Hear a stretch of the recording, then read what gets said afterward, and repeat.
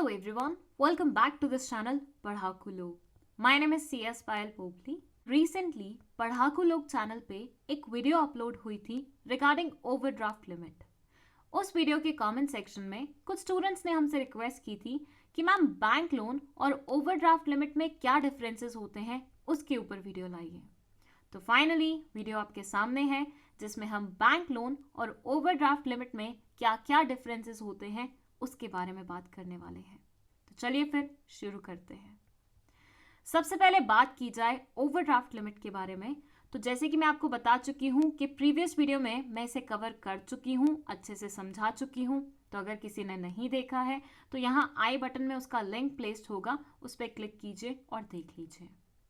अगर आपको overdraft limit का मतलब समझ में आएगा तभी आप ये वाली वीडियो को अच्छे से समझ पाएंगे. तो अगर नहीं देखी है वो वीडियो अभी तक तो पहले उससे निपटाइएगा, उसके बाद इस वीडियो को देखिएगा. ओके, चलिए बात करते हैं बैंक लोन के बारे में. बैंक लोन होता क्या है? सरल लैंग्वेज में बोलूं तो एक इंसान जिसके पास पैसे की किल्लत है वो बैंक के पास जाता है और उधारी पे पैसा मांगता है. उस उधारी के पैसे को बोला जाता है बैंक द्वारा दिया गया लोन. ठीक है. अब आज की इस एग्जाम्पल में मिस्टर राम है जिनके पास पैसे की बहुत ज़्यादा किल्लत हो गई है. ये गए अपने एक बैंक के पास और इन्होंने बोला कि बैंक मुझे लोन दे दीजिए. बैंक भी सामने से बहुत तेज चल रहा था.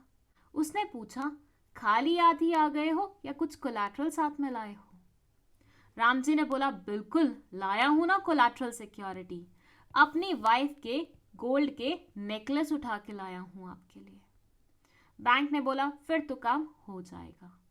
बैंक ने फटाफट 50,000 रुपीज का इनको लोन दे दिया. अच्छा, by the way collateral security का मतलब अगर किसी को नहीं पता है तो अगेन इसके रिगार्डिंग भी एक वीडियो बनी हुई है जिसे आई बटन में प्लेस कर दूंगी, जाके देख लेना. ठीक है, वापस आते हैं इस एग्जाम्पल में. तो बैंक ने 50,000 की रकम मिस्टर राम जी के खाते में डाल दी. अब क्या हुआ कि अनफॉर्चुनेटली राम जी हो गए बीमार और ऐसे बीमार हुए कि 4 महीने टोटल ये हॉस्पिटल में लगा के आए, जिसके कारण ये 50,000 रुपए की जो राशि इनके अकाउंट में लोन के रूप में आई थी उसे ये इस्तेमाल नहीं कर पाए अगले 4 महीने तक. क्या बोला मैंने यहाँ पे? राम जी ने बैंक से लोन लिया है 50,000 का, जिसका अमाउंट इनके अकाउंट में जब आया तो ये बीमार हो गए और 4 महीने तक उस पैसे को इस्तेमाल नहीं कर पाए. अब क्वेश्चन यहाँ पे ये खड़ा होता है कि क्या राम जी बैंक वालों को इन 4 महीनों के लिए इंटरेस्ट पे करेंगे? भाई हम सबको पता है ना, लोन के बदले में हमें इंटरेस्ट पे करना पड़ता है. उधारी का पैसा हमेशा इंटरेस्ट के साथ आता है. तो बैंक को इंटरेस्ट जाएगा कि नहीं जाएगा ये आपको बताना है इन 4 महीनों के लिए जिन महीनों में वो पैसे को इस्तेमाल नहीं कर पाए. आई एम श्योर मेरी तरह आपका भी आंसर होगा यस, इंटरेस्ट तो पे करना ही पड़ेगा चाहे पैसा इस्तेमाल किया हो या नहीं किया हो. वहीं अगर हम बात करें ओवरड्राफ्ट लिमिट के बारे में तो अगेन इमेजिन कर लेते हैं राम जी. अगेन इमेजिन कर लेते हैं कि राम जी को ऐसा लग रहा है कि उनको किल्लत आने वाली है. तो इन्होंने अपने बैंक के साथ सेटिंग जमा के 50,000 रुपए की ओवरड्राफ्ट की लिमिट ले ली है. अगेन लिमिट जैसे ही अप्रूव हुई राम जी हो गए बीमार और हो गए हॉस्पिटलाइज्ड. मतलब काइंड ऑफ हम बोल सकते हैं कि बैंक से जब भी ये पैसा उठाते हैं कुछ ना कुछ इनको हो ही जाता है. अगेन 4 महीने तक ये उस पैसे को इस्तेमाल नहीं कर पाए. पैसे जो लिमिट के रूप में इनके अकाउंट में आए थे वो ऐसे के ऐसे ही पड़े हुए थे.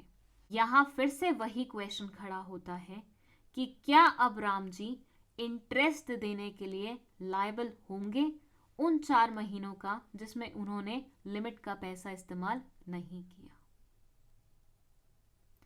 यहां आपका आंसर पता नहीं क्या होगा, लेकिन मेरा आंसर है नो. यस, एग्जैक्टली यही डिफरेंस है बैंक लोन और ओवरड्राफ्ट लिमिट में. मतलब और भी डिफरेंसेस हैं, ऐसा नहीं है कि बस एक ही है, बट मेन डिफरेंस यही है. जब भी कोई इंसान बैंक लोन लेता है नो मैटर वो उस पैसे को इस्तेमाल करे या नहीं करे, उसे इंटरेस्ट पहले दिन से ही लगना शुरू हो जाता है।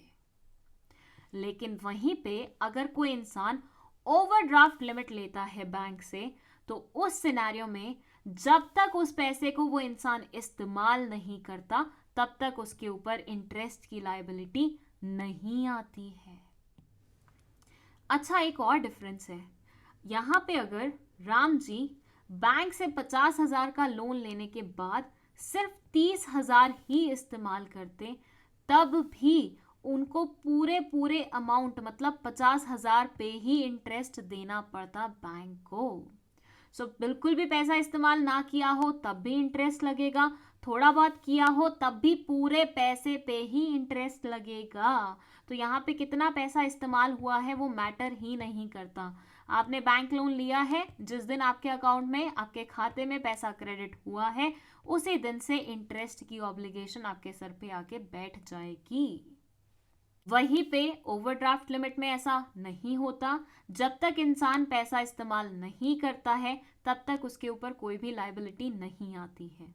और अगर वो ऐसा करता कि 50,000 में सिर्फ 20,000 ही इस्तेमाल करता तो इंटरेस्ट पेबल होता सिर्फ और सिर्फ 20,000 पे। तो ओवरड्राफ्ट लिमिट में कितना पैसा आप एक्चुअली इस्तेमाल कर रहे हो उसके ऊपर आपको इंटरेस्ट देना पड़ता है, डजंट मैटर आपकी लिमिट कितनी मर्जी भी क्यों ना हो। ठीक है, चलिए बाकी के डिफरेंसेस आप यहां देख सकते हैं। फर्स्ट यहां ये बोलते हैं loans have fixed terms and repayment schedules. Loan के हमेशा फिक्स टर्म्स और पेमेंट शेड्यूल्स होते हैं।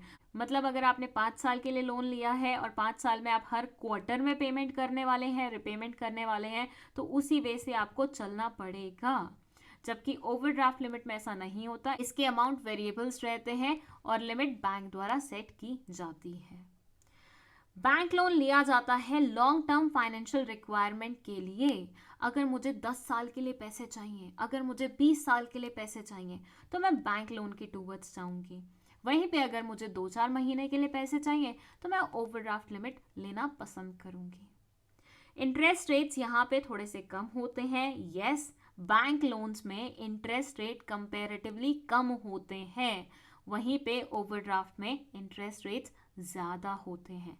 भैया एडिशनल बेनिफिट भी तो दे रहा है ना, इंटरेस्ट भी तब लग रहा है जब तुम पैसे इस्तेमाल कर रहे हो, अनलाइक लोन वाले सिनेरियो में जिसमें आपको पैसा पहले दिन से ही पे करना पड़ेगा इंटरेस्ट का, राइट। यहाँ पे कहीं ना कहीं कुछ ना कुछ तो बेयर करना पड़ेगा ना, तो इंटरेस्ट रेट ही हाई रख दिया जाता है। प्रॉपर पीरियड होता है बैंक लोन्स का, और वो चीज़ ओवरड्राफ्ट में मिसिंग होती है। यहाँ पे सिर्फ लिमिट अग्री की जाती है बैंक और इंसान द्वारा, और उसके बाद तुम बीच में कभी कभी निकालते रहो, कुछ भी करते रहो, डजंट मैटर। ठीक है, तो ये हुए सारे differences between bank loan and overdraft limit. I hope ये आपको बहुत अच्छे तरीके से समझ में आए होंगे। अगर कोई ऐसा टॉपिक है जिस पे आप चाहते हैं हम वीडियो बनाएं आप लोगों के लिए, तो let us know in the comment section. With that, video पसंद आई है तो लाइक का बटन दबा दीजिए, इस चैनल को अपने दोस्तों के साथ शेयर कर दीजिए और खुद भी सब्सक्राइब करते हुए जाइएगा। That's it, thank you so much for watching this video.